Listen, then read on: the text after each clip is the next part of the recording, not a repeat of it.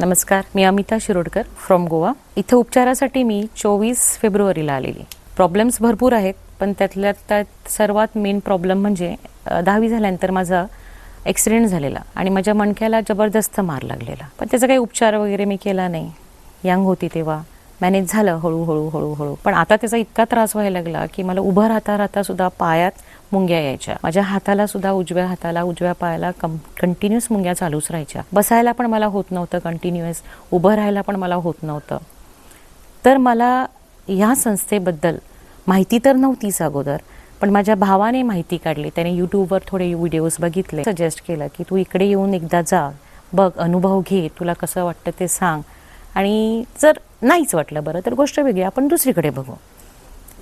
तर मी डिसिजन घेतलं की मी इथे एकदा येणार, अनुभव घेईल, बघेल मला कसं काय वाटतं ते, आणि त्याप्रमाणे मी माझासुद्धा अनुभव शेअर करेल किंवा मी मला काय वाटतंय त्याबद्दल मी सांगेल. तर इकडं आल्यानंतर सर्वात मुख्य गोष्ट म्हणजे इथे जे आहेत ती लोक लेडीजसाठी लेडीज मसाज करतात आणि जेंट्ससाठी जेंट्स मसाज करतात. हे फार इम्पॉर्टंट आहे. आणि ही लोक आपल्यासारखी नॉर्मल नाही आहेत, तर ही लोक अंध आहेत. त्यातल्या त्यात ही लोक मसाज करून सुद्धा ॲक्युप्रेशर हा देतात, पॉईंट टू पॉईंट. जिथं आपल्याला काय प्रॉब्लेम आहे तो खूप इम्पॉर्टंट आहे. खूप वेळास आपण गोळ्या घेऊन किंवा काही नुसतं तेल लावून सुद्धा ह्या गोष्टी ठीक होत नाही. पण आपण जी प्रॉपर मसाज घेतली, ज्या ज्या जागेवर आपल्याला प्रॉब्लेम आहे, जे पॉईंट्स आपले दाबले गेले, त्याच्याप्रमाणे जर उपचार केले त्याला डेफिनेटली फायदा होतो. आणि तेच या अंध व्यक्तीने केलं. आणि मला जरी माझं हे दुखणं खूप वर्षापासून आहे, जरी 100% फरक नाही पडला, तरी मला एक 50 ते 60% फरक पडलेला आहे. आता मी थोडीफार बसू शकते, उभी पण राहू शकते. आणि मला या संस्थेमध्ये परत एकदा यायचं आहे आणि मला परत एकदा हा सेम अनुभव घ्यायचा आहे. कारण मला माहिती आहे मी परत एकदा सुद्धा घेतल्यानंतर मी अजून 100% डेफिनेटली नक्की आणि चांगली होईल. म्हणजे मला परत गोळ्या घ्यायची, परत असं नाही, मी कधी गोळ्या घेतलेल्याच नाही आहे या गोष्टीसाठी. माझं नेहमी काही ना काही आयुर्वेदिक मसाज वगैरे काय चालू होतं, पण असा मसाज मला कुठे मिळाला नाही.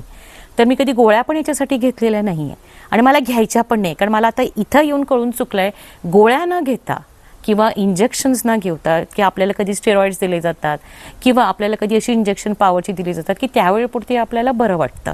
पण इथं आल्यानंतर मला समजलं की ह्या गोष्टी न घेता किंवा हे काही न घेता सुद्धा आपण नॅचरल पद्धतीने खूप बरं होऊ शकतं. त्यातल्या त्यात इथं योगा असतो, उपास करायचा असतो, तो सुद्धा खूप इम्पॉर्टंट आहे. की आपण जेव्हा आपल्या शरीराला थोडीफार जरी विश्रांती देतो, त्याच्यामध्ये आपल्याला सुद्धा हे जे काही उपचार करतो फरक पडतो.